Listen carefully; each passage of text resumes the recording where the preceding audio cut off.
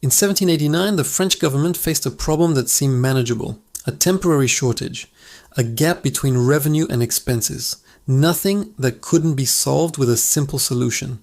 Paper money backed by seized church lands. They called them assignats.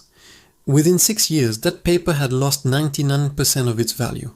The middle class was destroyed. The government that printed them was overthrown.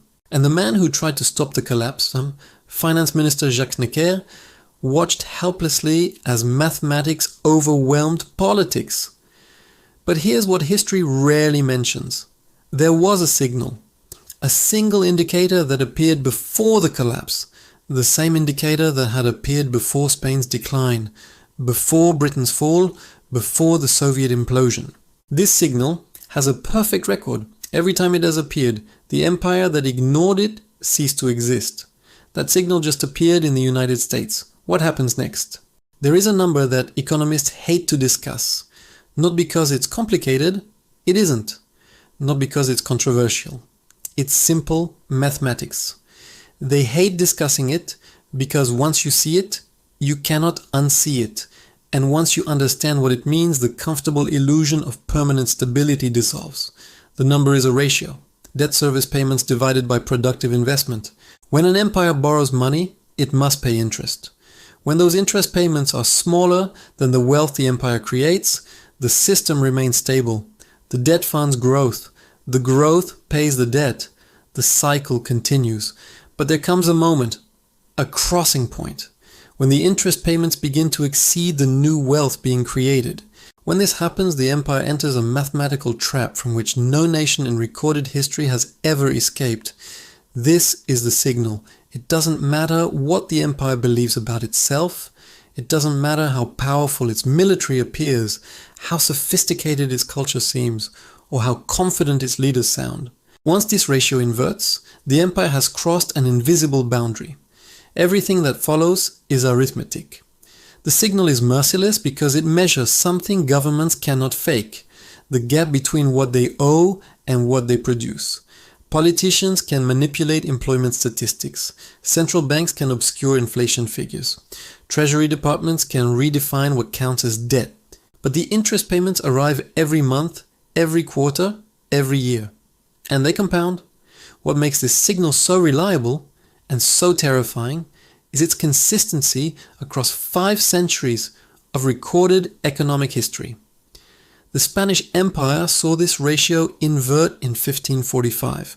12 years later, King Philip II declared the first sovereign default in modern history. 4 more defaults followed. Within 60 years, Spain had transformed from the wealthiest nation on earth to a declining power that would never recover. The British Empire watched this ratio invert in 1919. 37 years later, the Suez Crisis revealed to the world that Britain could no longer act without American permission. The empire that had ruled 1/4 of the Earth's surface dissolved within a single generation. The Soviet Union experienced this inversion in 1975. 16 years later, the hammer and sickle came down from the Kremlin for the last time. 3 empires, 3 inversions, 3 collapses. The pattern has never been broken. And here is what should disturb you. The United States crossed this threshold in 2024. For the first time in American history, annual interest payments on federal debt now exceed the entire defense budget. The government borrows money not to build infrastructure, not to invest in technology, not to expand productive capacity, but simply to pay interest on previous borrowing. This is the signal activating. The politicians won't tell you this. The financial media won't explain it clearly. The institutions that benefit from the current system have every incentive to keep you calm, keep you spending, keep you believing that this time is different. But the Spanish believed they were different. They had the gold of the Americas. The British believed they were different. They had the largest empire in human history. The Soviets believed they were different. They had a revolutionary system that would outlast capitalism. They were all wrong. The mathematics didn't care what they believed. The signal has never been wrong. In the sections that follow, we will trace this pattern through 500 years of history. We will examine exactly how each empire reached the crossing point, what desperate measures they attempted, and why every attempt to escape the mathematics failed. Because the United States is now following the same sequence, stage by stage, decision by decision, almost like reading from the same script. The pattern follows 5 stages, always 5, never fewer. Understanding these stages is like understanding the progression of a terminal illness. The symptoms appear in sequence. The denial follows a predictable arc. And by the time most people recognize what's happening, the condition has already become irreversible. Stage 1. Expansion through debt. Every empire begins its decline the same way, by borrowing to build. Roads, armies, administrative systems, colonial infrastructure. The borrowing appears rational because the investments generate returns. Rome borrowed to conquer Gaul, and Gaul's taxes paid the debt. The logic seems sound. But buried within this logic is a fatal assumption, that expansion can continue indefinitely, that there will always be new territories to conquer, new markets to exploit, new sources of revenue to tap. There never are.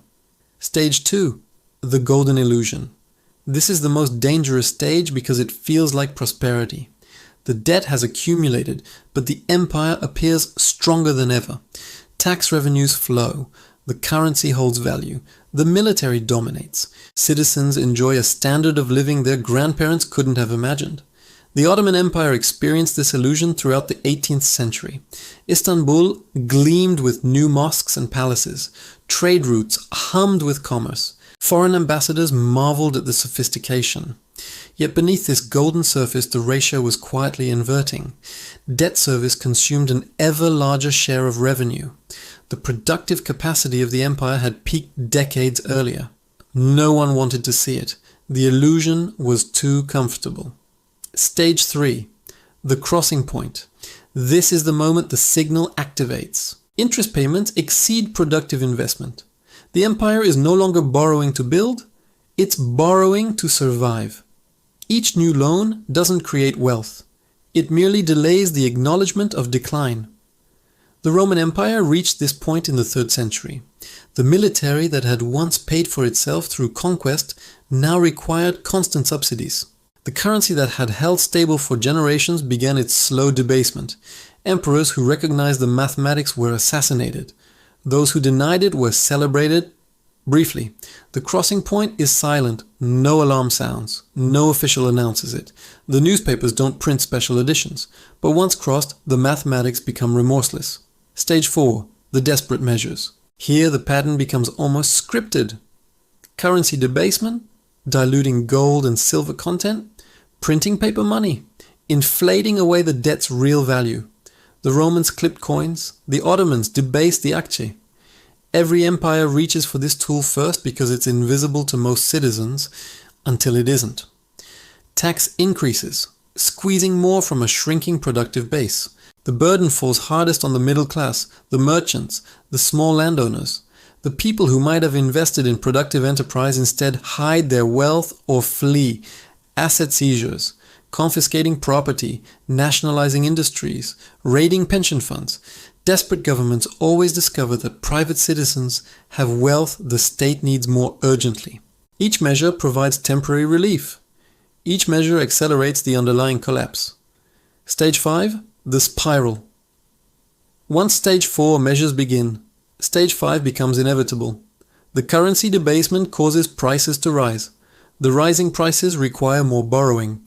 The additional borrowing increases interest payments. The higher interest payments demand more debasement. The spiral has only one exit: collapse. The Ottoman Empire spent 150 years in this spiral, declining from Mediterranean superpower to the sick man of Europe. The Roman Empire spiraled for nearly 2 centuries before the final dissolution. The speed of the spiral depends on external factors: wars, plagues, trade disruptions. But the direction never changes. The mathematics never forgive. These 5 stages have repeated with mechanical precision across civilizations, continents, and centuries. But nowhere is the pattern more clearly documented than in the empire that first demonstrated it to the modern world: Spain, 1557. On a summer afternoon in 1557, King Philip II of Spain sat in his palace at Valladolid and signed a document that would echo through 5 centuries of history. It was a declaration of bankruptcy. The wealthiest monarch in the world, ruler of an empire where the sun never set, commander of the most feared military force on earth, was informing his creditors that Spain could not pay its debts. How does an empire with access to unlimited gold go bankrupt? The answer reveals everything about the signal. Spain's problem began with success. The conquistadors had delivered unimaginable wealth. Aztec gold, Incan silver, the mines of Potosi that produced more precious metal than the rest of the world combined. Between 1500 and 1650, approximately 181 tons of gold and 16,000 tons of silver flowed from the Americas into Spanish coffers. It was the greatest windfall any nation had ever received, and it destroyed them. The gold funded wars, wars in Italy, wars in the Netherlands, wars against the Ottomans, wars against Protestant England. Each conflict seemed winnable. Each required just a little more borrowing against next year's treasure fleet. The Fugger banking family of Augsburg became Spain's primary creditor. They understood the mathematics better than Philip's advisors ever would. They charged interest rates between 18 and 48% because they knew the risk, they knew the signal. By 1545, Spain's debt service had begun exceeding the value of incoming treasure. The crossing point had arrived. 12 years of denial followed before Philip finally admitted what the Fuggers already knew. The empire was insolvent, but bankruptcy wasn't the end. It was merely stage 4 beginning. Philip defaulted again in 1560, again in 1575, again in 1596. His successor defaulted in 1607. Each time the terms grew worse. Each restructuring extracted more sovereignty, more control, more future revenue. The desperate measures accelerated. Spain debased its currency. The once reliable silver real became increasingly contaminated with copper. Prices doubled, then quadrupled. The purchasing power of ordinary Spaniards collapsed. Taxes increased relentlessly. The alcabala, a sales tax, rose until commerce itself became unprofitable. Merchants closed their shops. Farmers abandoned their fields. Why produce when the crown would seize the profits? The productive middle class, the backbone of any economy, began to disappear. Those who could leave, left. Those who stayed learned to hide, to hoard, to survive rather than to build. The Dutch provinces, Spain's most economically productive territory, revolted in 1568. 80 years of war followed. War Spain couldn't afford but couldn't abandon. Each year, the Netherlands drained wealth that could have serviced debt. Each year, the debt grew larger. By 1598, when Philip II finally died, Spain was spending 40% of all government revenue solely on interest payments, not on armies, not on administration, not on the fleet that guarded the treasure routes, just interest. The empire that had terrified Europe was now trapped in stage 5, the spiral. Spain would remain nominally powerful for another century. The treasure fleet still sailed, the tertios still marched, the Habsburg dynasty still intermarried with every royal house in Europe. But the trajectory was fixed. The mathematics had already determined the outcome. The Fugger bankers saw it clearly. They had begun reducing their Spanish exposure years before the first default. Their capital flowed north, to Amsterdam, to London, to the rising powers that would inherit Spain's position.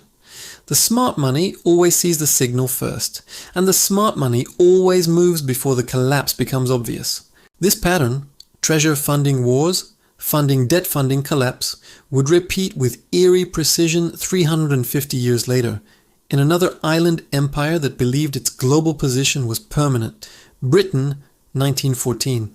In August 1914, Britain was the world's banker. The pound sterling was the global reserve currency.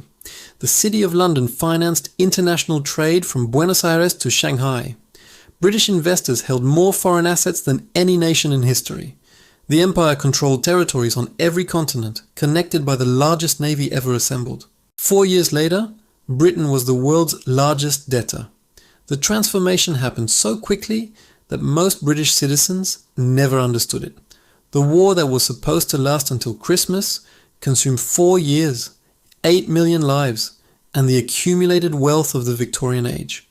Britain entered the First World War with reserves of 200 million in gold. By 1918, the nation owed the United States more than $1 billion, a debt so large that annual interest payments alone exceeded pre-war government budgets. The signal activated in 1919. For the first time in modern British history, debt service consumed more than 40% of government revenue. The empire was no longer investing in its future.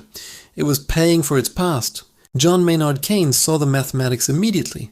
As a Treasury advisor, he had watched the debt accumulate month by month. He understood what few politicians dared acknowledge. Britain's position as a global superpower was now mathematically unsustainable. His warnings were ignored. The illusion was too precious to abandon. Throughout the 1920s, British leaders maintained the fiction of imperial supremacy. They returned to the gold standard at the pre-war exchange rate, a decision that overvalued the pound and devastated British exports. They continued military commitments across the globe as if nothing had changed. They borrowed more to maintain appearances. The desperate measures began in 1931. Faced with a currency crisis, Britain abandoned the gold standard, the foundation of its financial credibility for over a century. The pound fell 25% against the dollar. Savings accounts lost a quarter of their international purchasing power overnight. This was stage 4 accelerating. Then came the Second World War. Another existential conflict. Another mountain of debt. By 1945, Britain owed the United States $31 billion, equivalent to nearly $500 billion today. The interest payments would continue until 2006. What happened next revealed how empires truly end. In 1947, Britain announced it could no longer maintain its commitment to Greece and Turkey.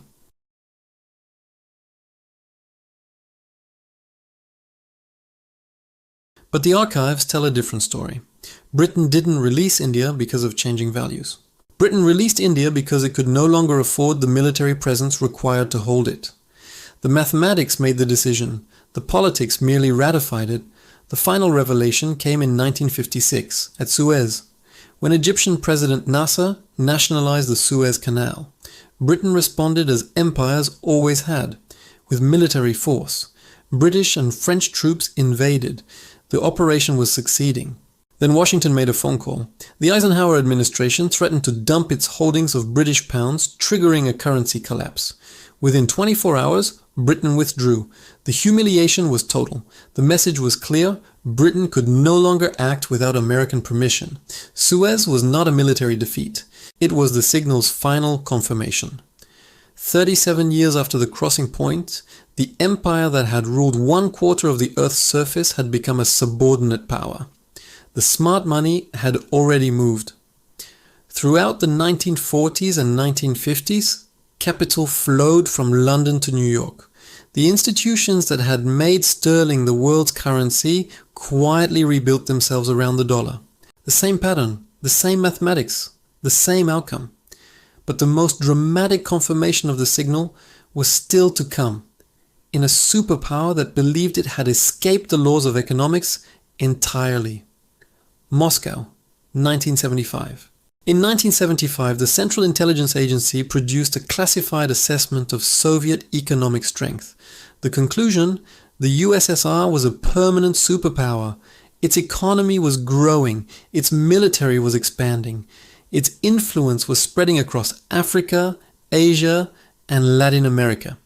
The Cold War would continue indefinitely because the Soviet system was fundamentally stable. 16 years later, the Soviet Union ceased to exist. The CIA had missed the signal. On paper, Soviet finances appeared manageable. Official debt-to-GDP ratios hovered around 15%, far below Western levels. Government budgets showed surpluses. The ruble maintained its fixed exchange rate against the dollar. But Soviet accounting was a masterpiece of self-deception. The real numbers were hidden in closed military cities. in classified factory reports, in the gap between what the Kremlin claimed and what the economy actually produced. When Western economists later reconstructed the true figures, the picture was devastating. Military spending consumed between 25 and 30% of actual Soviet GDP, not the 9% officially reported. The defense industry employed 1/5 of the entire workforce. Every fourth scientist worked on weapons research. Every third factory produced military goods. The signal had activated years before the CIA assessment. By 1975, the Soviet Union was already spending more on maintaining its military position than it was generating in productive economic growth. The crossing point had passed in silence. What followed was stage 4, desperate measures disguised as strategic decisions. In December 1979, Soviet forces invaded Afghanistan. The official justification was ideological, defending a socialist ally against counter-revolutionary forces. The actual reason was strategic, securing the southern border and demonstrating continued superpower reach. The cost was catastrophic. Over the next decade, Afghanistan consumed approximately 45 billion in direct military spending, at a time when the Soviet economy was already straining. More than 15,000 Soviet soldiers died. Equipment losses mounted into the billions. And every ruble spent in Afghan mountains was a ruble not invested in civilian production. But the fatal blow came not from Kabul. It came from Riyadh. In 1985, Saudi Arabia opened the oil taps. Global prices collapsed from $30 per barrel to below $10. For Western economies, this was a stimulus. For the Soviet Union, it was a death sentence. Oil and gas exports provided over 60% of Soviet hard currency earnings. When prices collapsed, so did the Kremlin's ability to service its external obligations and import essential goods. The mathematics became inescapable. By 1989, the Soviet Union faced a choice: default on foreign debt or default on domestic promises. Both options meant the same thing: the acknowledgement that the system had failed. Mikhail Gorbachev's reforms, glasnost and perestroika, are celebrated in Western histories as enlightened liberalization. But examined through the lens of the signal, they appear differently. Glasnost was not a gift of freedom. It was an admission that the state could no longer afford to enforce control. Perestroika was not economic innovation. It was a desperate attempt to generate productive growth before the debt spiral became terminal. Both failed. The mathematics were too far advanced. In 1991, the impossible happened. A superpower with 27,000 nuclear warheads, the largest army in Europe, and an ideology that claimed historical inevitability simply dissolved. No invasion defeated the Soviet Union. No military conquest brought down the Kremlin. The signal brought down the Kremlin. The gap between what the state owed and what the economy produced became unbridgeable. The pattern held 16 years from signal activation to final collapse. Those who saw the signal early, the engineers who emigrated, the black marketeers who accumulated dollars, the apparatchiks who quietly converted state resources to private wealth, survived the transition. Those who trusted the official assurances became statistics, which brings us to the present day, to an empire that has just crossed the same threshold. On a quiet Monday in January 2024, the US Treasury Department released a routine financial report. Buried on page 47 was a number that should have made front-page news across the nation. For the first time in American history, annual interest payments on federal debt had exceeded annual defense spending. The signal had activated. The United States now spends more servicing past borrowing than it spends defending itself. More than the entire Army, Navy, Air Force and Marine Corps combined. More than every aircraft carrier, every military base, every soldier's salary. Just interest, not a single dollar of principal repaid. The crossing point that destroyed Spain, humbled Britain, and dissolved the Soviet Union has now been reached by the world's sole remaining superpower. How did this happen? The timeline follows the pattern with disturbing precision. Stage 1 began after World War II. Un homme, el ani dai The United States emerged as the dominant global power and borrowed to build the architecture of hegemony. NATO, the Marshall Plan, military bases spanning the globe. The borrowing was rational. The investments generated returns. American economic growth outpaced debt accumulation for decades. Stage 2, the golden illusion, lasted from roughly 1980 to 2008. Debt grew, but so did the economy. The dollar's reserve currency status allowed America to borrow at rates no other nation could access. Politicians of both parties discovered that deficits had no immediate consequences. The illusion of permanent prosperity became bipartisan consensus. Then came 2008. The financial crisis required immediate intervention. The Federal Reserve created trillions in new money. The Treasury issued trillions in new bonds. The response was arguably necessary, but it established a precedent that would prove fatal. The addiction to borrowing became institutionalized. By 2019, federal debt had reached $23 trillion, more than the entire annual economic output of the nation. Interest payments consumed $375 billion yearly. The signal was approaching. Then came 2020. The COVID-19 pandemic triggered the largest fiscal response in human history. In 24 months, the United States added $8 trillion to its national debt. $8 trillion, more than the combined debt accumulated from George Washington through Bill Clinton.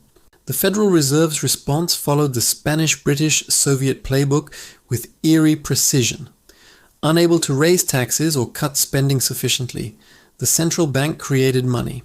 Trillions of dollars materialized from nothing, entered the financial system, and began the process that has destroyed every currency in history. The results were predictable. Inflation surged to levels not seen in 40 years.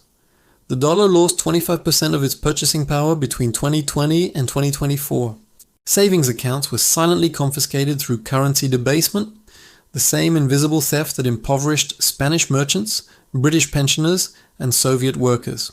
Stage 4 has begun. The desperate measures are already visible to those who know where to look.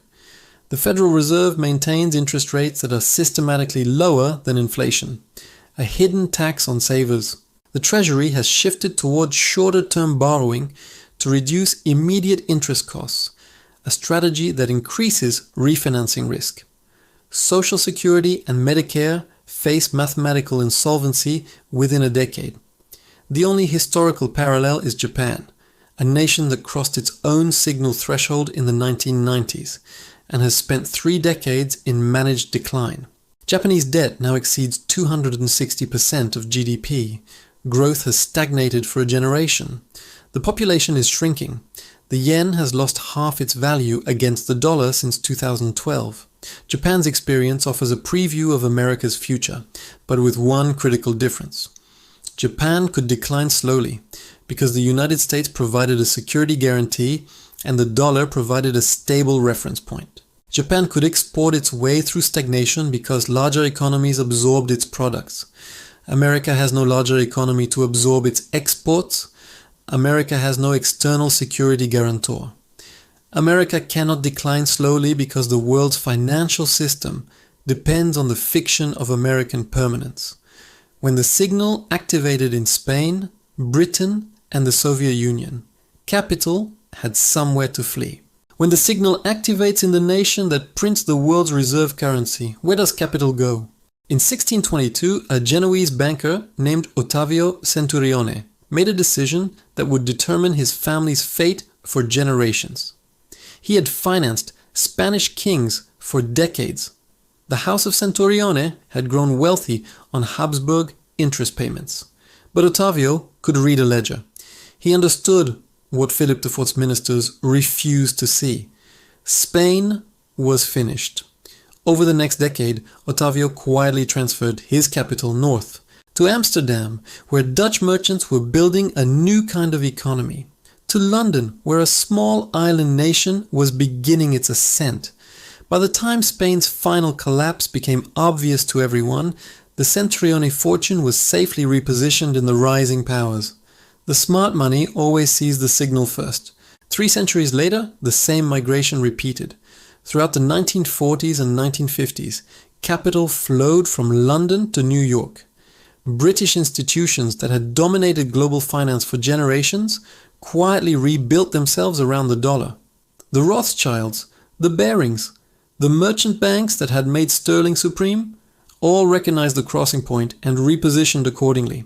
By the time Suez revealed Britain's subordination to the world, the wealth had already moved. This is how empires truly end. Not with dramatic collapse, but with quiet capital flight. The visible institutions remain standing. The palaces, the parliaments, the military parades. But the substance has already departed. The question that now haunts every serious financial mind is simple. When the signal completes in America, where does capital go? For 500 years, there has always been a destination. Spanish wealth fled to Amsterdam. Dutch wealth fled to London. British wealth fled to New York. Each transition followed the same logic.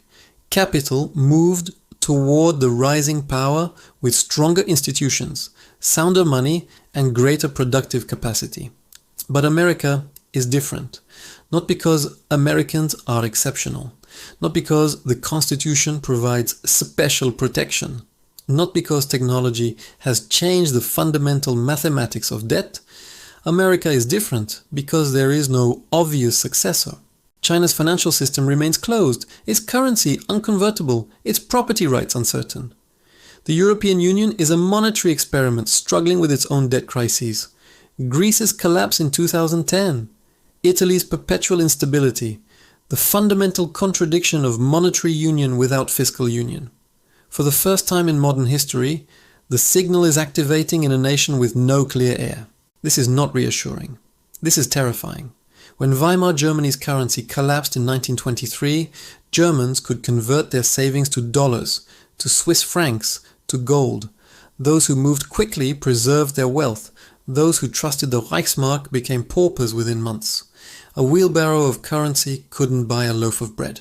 When Argentina's peso collapsed in 2001, the government imposed the corralito, freezing bank accounts, trapping savings, converting dollar deposits to devalued pesos by decree. Middle-class families watched their life savings evaporate. The banks they trusted became instruments of confiscation.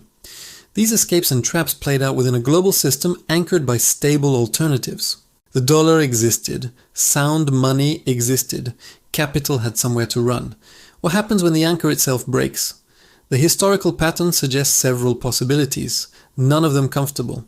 Political fragmentation typically accelerates in stage 5. Spain lost the Netherlands, Britain lost India, the Soviet Union lost Eastern Europe, then lost itself. An empire in terminal debt decline cannot maintain the expensive consensus required to hold diverse populations together. America is already more politically divided than at any point since the Civil War. Red states and blue states increasingly operate as separate nations sharing a currency and a flag. The centrifugal forces that debt decline amplifies are already spinning. Social unrest follows mathematical desperation. When currencies collapse, the middle class collapses with them. The Weimar inflation created the conditions for extremism. The Argentine crisis toppled 5 presidents in 2 weeks. The Soviet dissolution produced oligarchs and poverty in equal measure. The comfortable assumption that American institutions are somehow immune to these forces is precisely the assumption that every declining empire has made. External challengers sense weakness. Spain's decline invited Dutch aggression. Britain's decline invited American economic dominance. Soviet decline invited NATO expansion. Power vacuums do not remain empty. China watches. Russia probes. Regional powers calculate. The signal's activation will not go unnoticed by those who have waited for this moment. What should you understand from 5 centuries of evidence? The signal is not a prediction of timing. Spain took 60 years to fully decline, Britain took 40, the Soviet Union took 16. The speed depends on external shocks, leadership decisions, and pure chance. But the signal is a prediction of direction. No empire in recorded history has crossed this threshold and recovered its former position. None. The mathematics do not permit it. The compound interest that built the empire becomes the compound interest that destroys it. The Genoese bankers survived because they moved early. The British financiers survived because they recognized the crossing point. The Soviet citizens who converted rubles to dollars in the 1980s survived what their neighbors did not. Those who prepared survived. Those who trusted official assurances became cautionary tales. This is not pessimism. This is 500 years of documented evidence. This is the pattern repeating with mechanical precision. This is the signal that has never been wrong. Now flashing in the nation that prints the world is reserve currency. You are living through the crossing point. The comfortable world, you know. The assumption that the dollar will always hold value, that the banks will always open, that the system will always function, rests on a foundation that has already cracked. The signal has activated. What you do next is the only variable left within your control.